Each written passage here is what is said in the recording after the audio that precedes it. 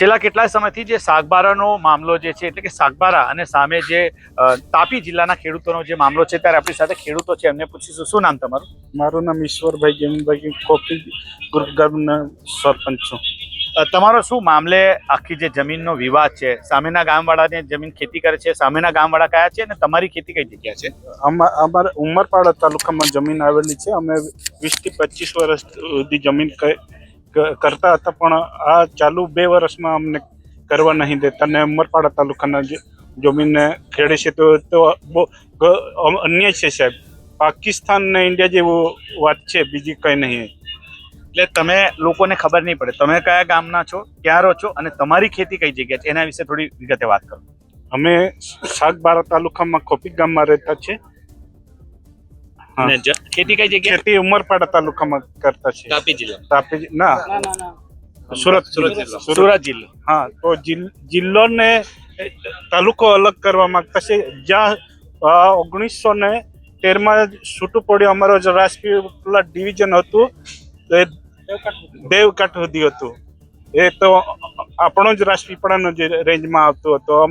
નવો 2013માં છૂટું પડ્યું એટલે અમારે તમારો એ વાળું થયું છે. હમણાં બીજું પડી લગતી જમીન છે. અમારા બાપ દાદા જંગલ જમીનને અડીને આખી જિંદગી એ તો 50 વર્ષ પહેલા આવેલા છે.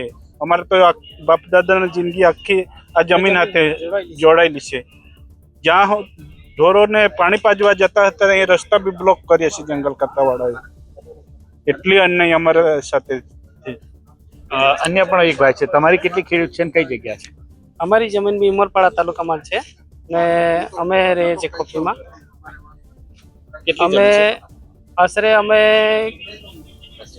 280 ખેડૂત જેવા છે ને દાવા પેન્ટિંગમાં મૂકેલા છે. માંડવી એ હજુ બાકી પેન્ડિંગ મંજૂર નહીં થયું? પેન્ડિંગ મંજૂર નહીં થયું. તો બીજું કે ખાસ કરીને તમે રજૂઆત કરવા ગયા હતા, શું થયું આગળ કાર્યવાહી? આગળ અમારે મંત્રી જોડે તો સાહેબ જોડે વાત કરી, મનસુખ સાહેબ જેને બધા મંત્રી જોડે વાત કરી છે. અમને આશા છે કે સાહેબ અમારું કંઈ નિરાકરણ લાવશે ને અમને જમીન કરવા આપશે. અમે આકાશી આધારિત ખેતી કરતા છે.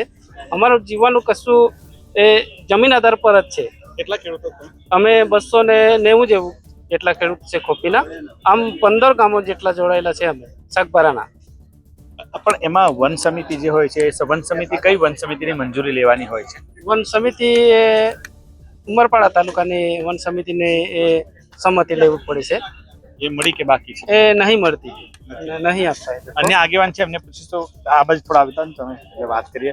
આ જે છે તે તમામ રજૂઆત કરનાર છે. શું નામ તમારું? તમે શું કહેશો? મારું નામ બહાદુરસિંહ વસાવા છે. હું ખોપી ગામનો વતની છું. અમે વન અધિકારી નિયમ હેઠળ 2006, 2008 ને 2012 પણ જેમ જેમ સુધારા થતા ગયા તેમ તેમ અમે આ દાવા અરજીઓ અમે માંડવી ટ્રાઇબલ ઓફિસમાં રજૂ કરેલા છે અને અમારા દાવા પેન્ડિંગ છે. કેટલા ખેડૂતોના દાવા પેન્ડિંગ છે? આમાં જોવા જઈએ તો સાગબારાની અંદર 12 ગામના કમસે કમ 800 થી 900 દાવા પેન્ડિંગ છે અને 30 દાવા અરજી અમને સંબંધો મળેલી છે. 30 સંબંધો મળ્યા છતાં પણ એ લોકોને બી જમીન ખેડવા દેતા નથી. કેટલા લોકોએ સનદની માંગણી કરી છે? કેટલા એકર જમીન છે? એમાં તો જોવા જઈએ તો હવે 900 ખેડૂતો છે આખા 12 ગામના.